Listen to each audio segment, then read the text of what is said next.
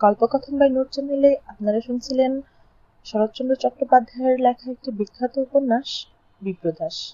আজ এর দ্বিতীয় পর্ব। নিখুঁত সাহেবী পরিচ্ছদে ভূষিত একজন প্রৌঢ় ভদ্রলোক চেয়ারে বসিয়াছিলেন এবং একটি 20-21 বছরের মেয়ে তাহারই পাশে দাঁড়াইয়া দেয়ালে টাঙানো মস্ত একখানি জগদ্ধারী দেবীর ছবি অত্যন্ত মনোযোগের সহিত নিরীক্ষণ করিতেছিল। তাহারও পরনে যাহা ছিল তাহা নিছক ম্যাম সাহেবের মতো না হোক, বাঙালির মেয়ে বলেও হঠাৎ মনে হয় না। বিশেষত গায়ের রংটা যেন সাদার ধার ঘেঁষিয়া আছে, এমনই ফর্সা। দেহের গঠন ও মুখের শ্রী অনিন্দ সুন্দর। দেবরের কাছে সতী এইমাত্র যে গর্ব করিয়া বলিতেছিল তার রূপটা তো শাশুড়ির চোখে পড়িবে, চোখ বুঝিয়া তো এটা তিনি অস্বীকার করিতে পারিবেন না। বস্তুত এ কথা সত্য। ভগিনীর হইয়া এই রূপ লইয়া অহংকার করা চলে। ঘরে ঢুকিয়া সতী গড় হইয়া প্রণাম করিল, বলিল, সেজ কাকা, মেয়ের বাড়িতে এতকাল পরে পায়ের ধুলো পড়ল। ভদ্রলোক উঠিয়া দাঁড়াইয়া সতীর মাথায় হাত দিলেন, সহাস্যে কহিলেন, হ্যাঁ রে বুড়ি, পড়ল। কবে কোন কালে কাকাকে নেমন্তন্ন করে কবে পাঠিয়েছিলি যে অস্বীকার করেছিলাম? কখনো বলেছিস আসতে? নিজে যখন যেচে এলাম তখন মস্ত ভনিতা করে বলা হচ্ছে পায়ের ধুলো পড়ল। দিশদাসের প্রতি চোখ পড়িতে জিজ্ঞাসা করিলেন, এটি কে? সতী পিছনে চাহিয়া দেখিয়া কহিল, উনি আমার দেওর দ্বিজু। দিশদাস দূর হইতে নমস্কার করিল, বন্দনা দিদিকে প্রণাম করিয়া হাসিয়া বলিল, ও ইনি সেই যার জ্বালায় জমিদারি বুঝি যায় যায়। আমাকে চিঠিতে লিখেছিলে, বংশ ছাড়া গোত্র ছাড়া ভয়ঙ্কর স্বদেশী। অমন কথা তোকে আবার কবে লিখলুম? এই তো সেদিন, এরই মধ্যে ভুলে গেলে? সতী ঘাড় নাড়িয়া কহিল, না, ওসব লিখিনি, তোর মনে নেই। দিশদাস এতক্ষণ পর্যন্ত কি এক প্রকার সংকোচের বশে যেন আড়ষ্ট হইয়াছিল।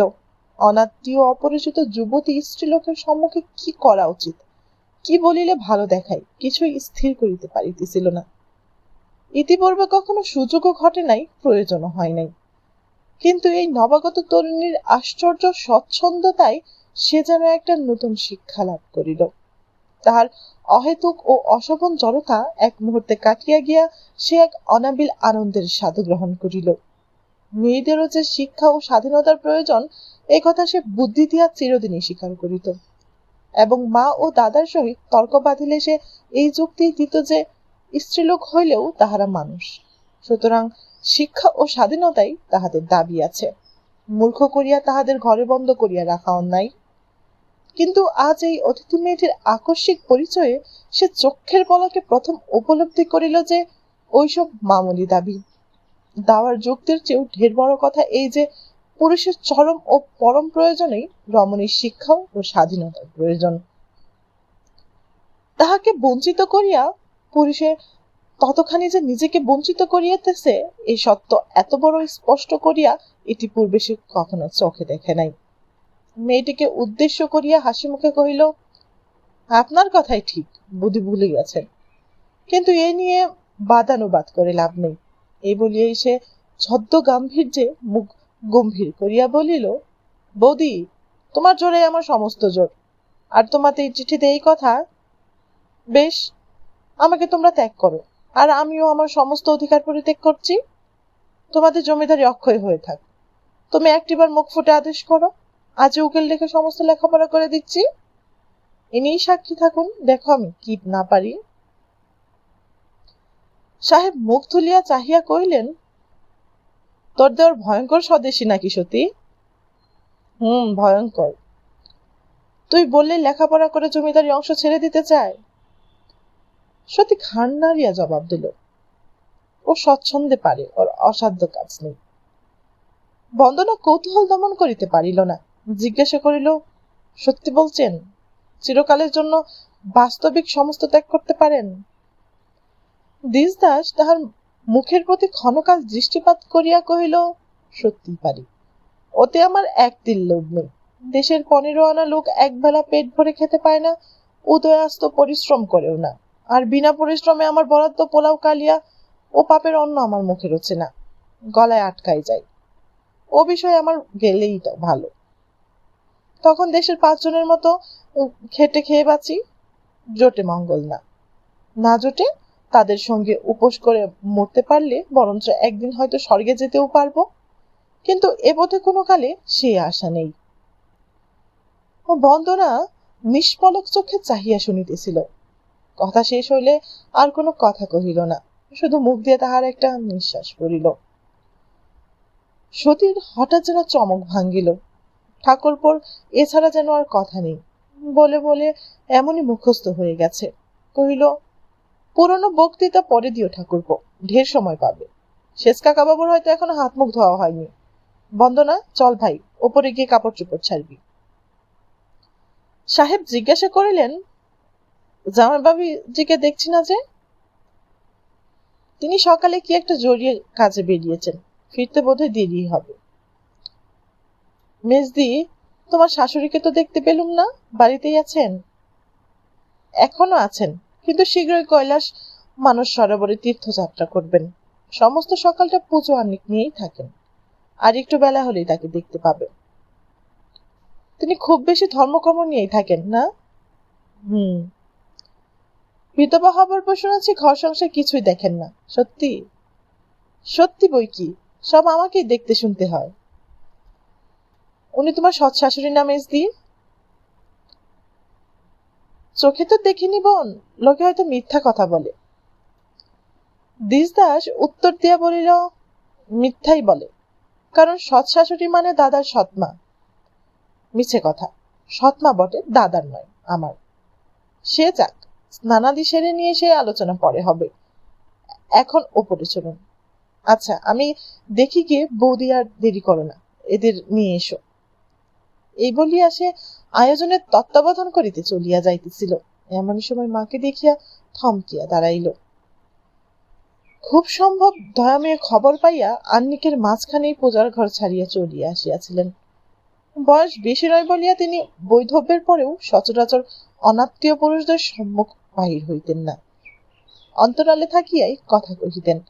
কিন্তু আজ একেবারে ঘরের মাঝখানে আসিয়া দাঁড়াইলেন, মাথার কাপড় কপালের পর্যন্ত টানিয়া দেওয়া, কিন্তু মুখে সবখানি দেখা যাইতেছে।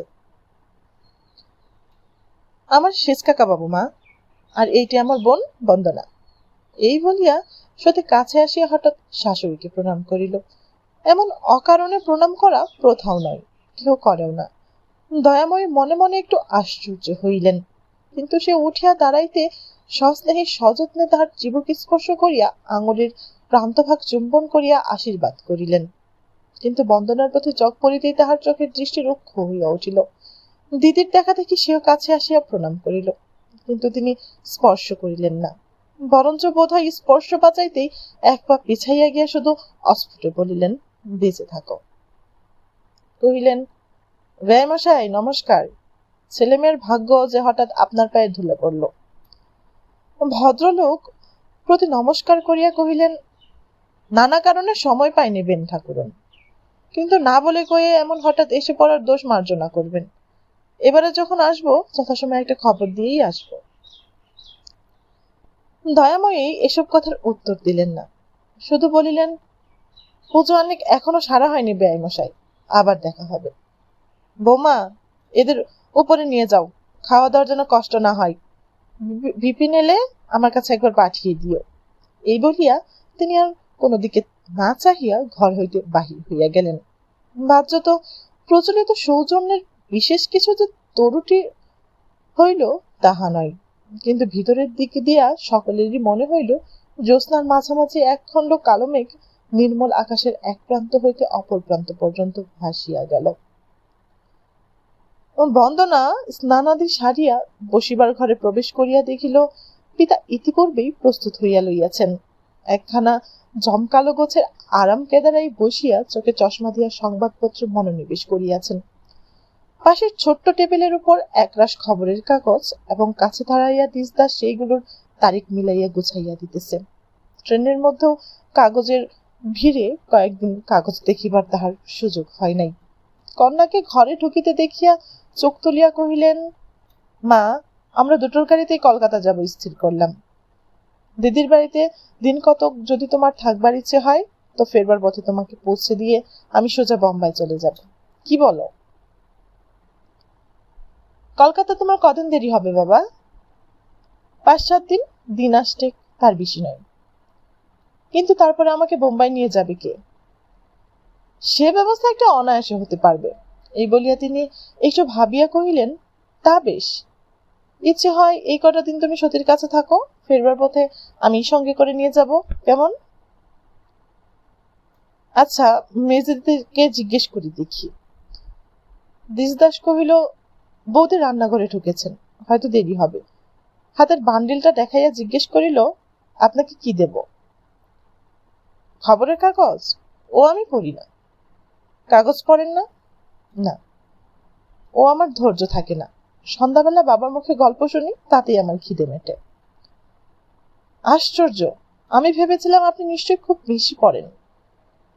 আমার সম্বন্ধে কিছুই না জেনে অমন ভাবেন কেন? ভারী অন্যায়। দেজু অপ্রতিভ হইয়া উঠিতেছিল। বন্দনা হাসিয়া কহিল, আপনারা যে কতটা দেশোদ্ধার করলেন এবং ইংরেজ তাতে রেগে গিয়ে কতখানি চোখ রাঙালে তার কিছুতেই আমার কৌতূহল নেই। আছে বাবার। ওই দেখুন না, একেবারে খবরের তলায় তলিয়ে গেছেন, বাহ্য জ্ঞান নেই। সাহেবের কান বোধি শুধু মেয়ের বাবা কথাটাই প্রবেশ করিয়াছিল, কিন্তু চোখ তুলিবার সময় পাইলেন না। বলিলেন, একটু সবর কর বলছি। ঠিক এই জবাবটা আমি খুঁজছিলাম।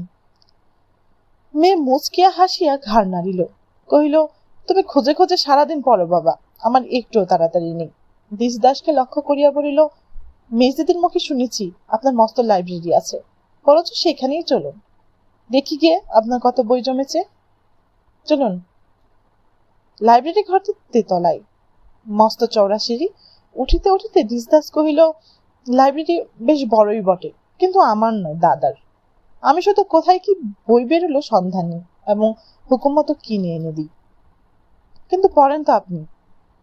সে কিছুই নয়, পড়েন যার লাইব্রেরি তিনি স্বয়ং।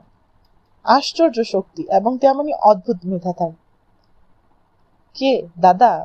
হ্যাঁ, ইউনিভার্সিটির ছাপছোপ বিশেষ কিছু তার গায়ে লাগেনি সত্যি, কিন্তু মনে হয় এত বড় বিরাট পাণ্ডিত্য এদেশে কম লোকেরই আছে। হয়তো নেই। আপনার ভগিনীপতি তিনি, কখন দেখেন উনি তাকে? না। কিরকম দেখতে? ঠিক আমার উল্টো, যেমন দিন আর রাত।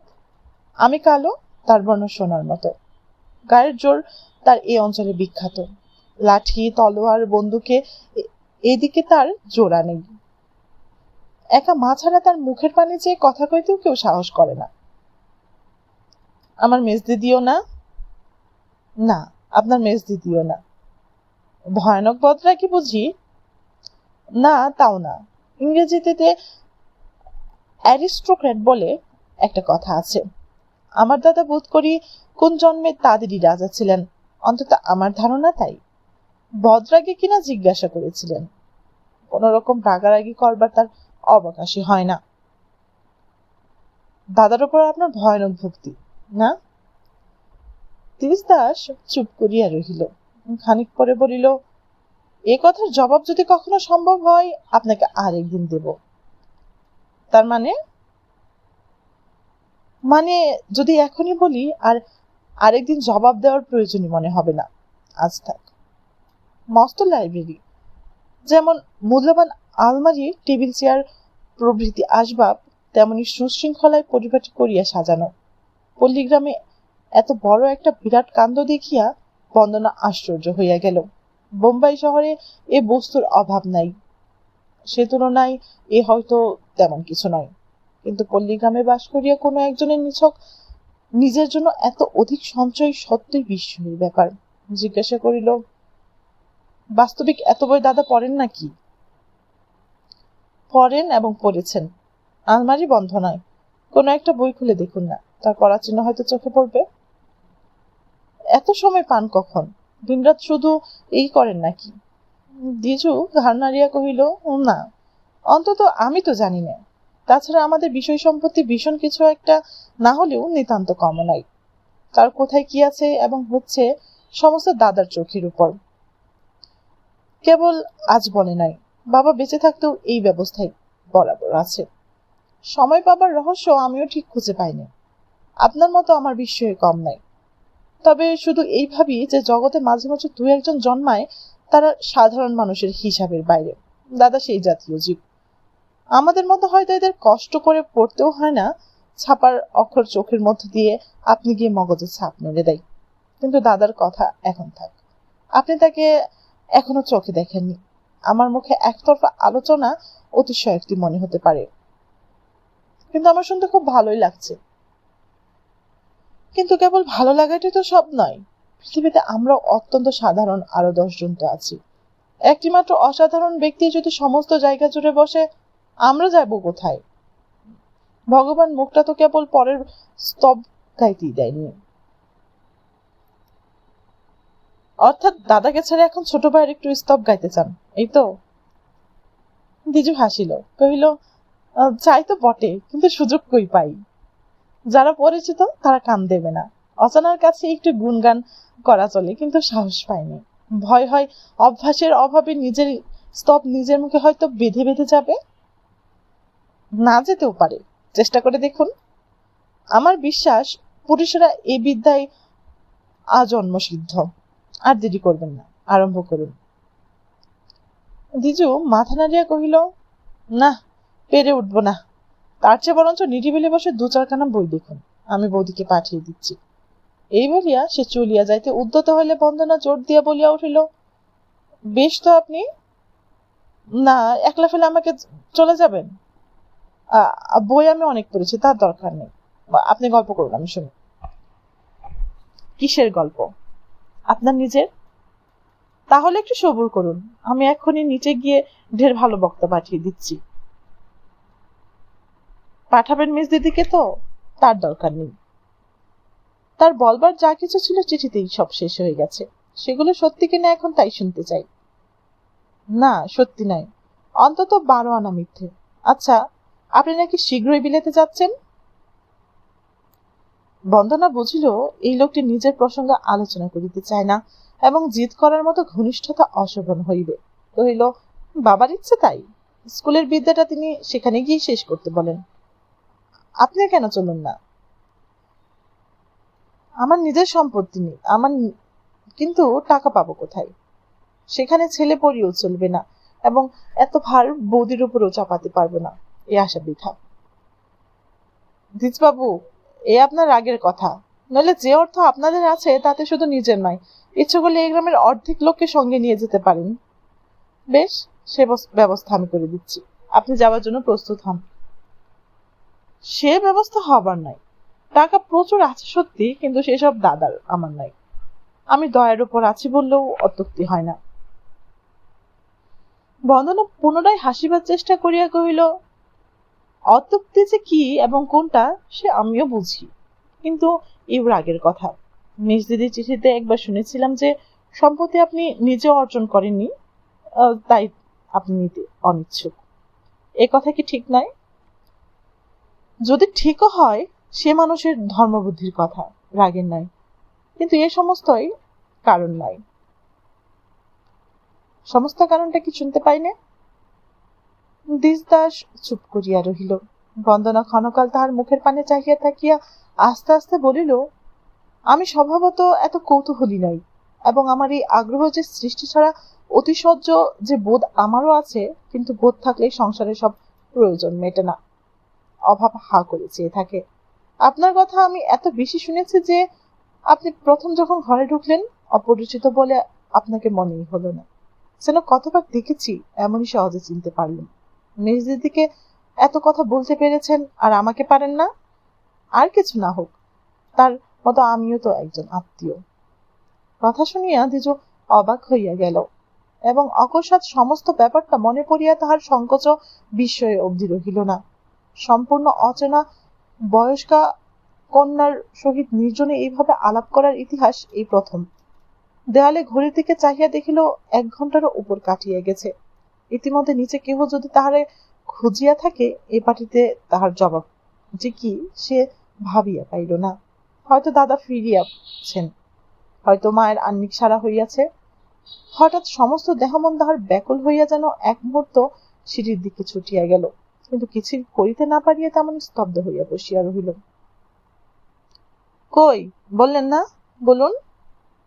দিজু চমক ভাঙিল, কহিল, যদি বলি আপনাকেই প্রথম বলবো, বৌদিকেও আজও বলিনি। সে বোঝাপড়া তিনি করবেন, আমি কিন্তু না শুনে। বলা যে উচিত নয় এ সম্বন্ধে দিজুর সংশয় ছিল না, কিন্তু অনুরোধ উপেক্ষা করারও তাহার শক্তি রহিল না। হতবুদ্ধির মতো মিনিট খানেক চাহিয়া থাকিয়া কহিল, বাবা আমাকে বস্তুত কিছুই দিয়ে যাননি। ইস, মিছে কথা, এ হতেই পারে না। পারে, কিন্তু তার কারণ? বাবার বোধহয় ধারণা জন্মেছিল আমাকে দিলে সম্পত্তি তার নষ্ট হয়ে যেতে পারে। এ ধারণার কোনো সত্যিকার হেতু ছিল? ছিল। আমাকে বাঁচাবার জন্য একবার তার বহু টাকা নষ্ট হয়ে গেছে। বন্দনার মনে পড়িল এই ধরনের একটা ইঙ্গিত একবার সতীর চিঠির মধ্যে ছিল। জিজ্ঞাসা করিল, বাবা উইল করে গেছেন? এ শুধু দাদাই জানেন, তিনি বলেন না। বন্দনা নিঃশ্বাস ফেলিয়া কহিল, তবু রক্ষে, আমি ভেবেছি বুঝি তিনি সত্যি উইল করে আপনাকে বঞ্চিত করে গেছেন। তার নিজের ইচ্ছার অভাব ছিল না, কিন্তু মনে হয় দাদা করতে দেননি। দাদা করতে দেননি? আশ্চর্য। দিজু হাসিয়া বলিল, দাদাকে জানলে আর আশ্চর্য মনে হবে না। সন্ধে হয়ে গেছে, ঘরে তখনও চা করে আলো দিয়ে যায়নি। আমি পাশের ঘরে একটা বই খুঁজছিলাম, হঠাৎ বাবার কথা কানে গেল। দাদা বললেন না। বাবা জিদ করতে লাগলেন, না কেন বিপ্রদাস? আমার পিতামহকালের সম্পত্তি আমি নষ্ট হতে পারবো না, পরলোকে থেকেও আমি শান্তি পাবো না।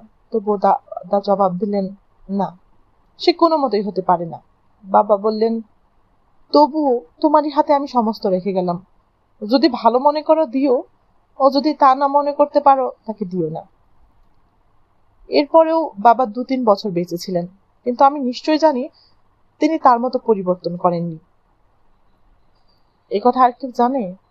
কেউ না, শুধু আমি জানি, লুকিয়ে শুনেছিলাম বলে। সত্যি আপনার দাদা অসাধারণ মানুষ। কিন্তু এখন আমি নিচে যাই, আমার অনেক বিলম্ব হয়ে গেছে। আপনি বসে বসে বই পড়ুন, যতক্ষণ না ডাক পড়ে। এখন বই পড়বার রুচি নেই, চলুন আমিও যাই। অন্তত 8-10 দিন তো এখানে আছি, বই পড়বার ঢের সময় পাবো। দিশদাস চলিতে উদ্যত হইয়াছিল, থমকিয়া দাঁড়াইয়া জিজ্ঞাসা করিল, আপনার বাবার সঙ্গে আজ কলকাতা যাবেন না? না, তার ফেরবার পথে বোম্বাই চলে যাব। বরঞ্চ আমি বলি, তার ফেরবার পথে আপনি কিছুদিন এখানে থেকে যাবেন। প্রথমে সেই ইচ্ছা ছিল, কিন্তু এখন দেখছি তাতে ঢের অসুবিধে, আমাকে পৌঁছে দেবার কেউ নেই। কিন্তু আপনি যদি রাজি হন, আপনার পরামর্শই শুনি। কিন্তু আমি তো তখন থাকবো না, এই সোমবারে মাকে নিয়ে কৈলাস তীর্থে যাত্রা করব। ও বন্দনার 2 চক্ষু আনন্দে ও উৎসাহে উজ্জ্বল হয়ে উঠিল। কৈলাস? কৈলাসে যাবেন? শুনেছি সে নাকি এক পরম আশ্চর্য বস্তু। সঙ্গে আপনাদের আর কে কে যাবেন? ঠিক জানি না, বোধহয় আরো কেউ কেউ যাবেন। আমাকে সঙ্গে নেবেন? দিশদাস চুপ করিয়া রহিল। বন্দনা ক্ষুণ্ণ অভিমানের কণ্ঠে জোর করিয়া হাসিবার চেষ্টা করিয়া বলিল, আর এই জন্যই বুঝি ঠিক সেই সময় আমাকে এখানে এসে থাকবার সুপরামর্শ দিচ্ছেন? দিশদাস তাহার মুখের পানে চোখ তুলিয়া শান্তভাবে কহিল, সত্যি, এই জন্যই পরামর্শ দিয়েছি। বৌদি এত কথা লিখেছেন, কেবল এই খবরটি দেননি যে আমাদের একটা কত বড় গোড়া হিন্দু বাড়ি। এর আচার বিচারের কঠোরতার কোনো আভাস চিঠিতে পাননি? না। না? আশ্চর্য।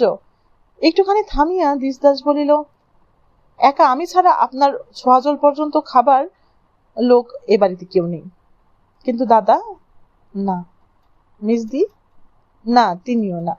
আমরা চলে গেলে তবুও হয়তো 2 দিন এখানে থাকতে পারেন, কিন্তু মা থাকতে একটা দিনও আপনার এই বাড়িতে থাকা চলে না। সত্যি বলছেন? সত্যি বলছি। ঠিক এমনই সময়ে নিচে সিঁড়ি হইতে সতীর ডাক শোনা গেল।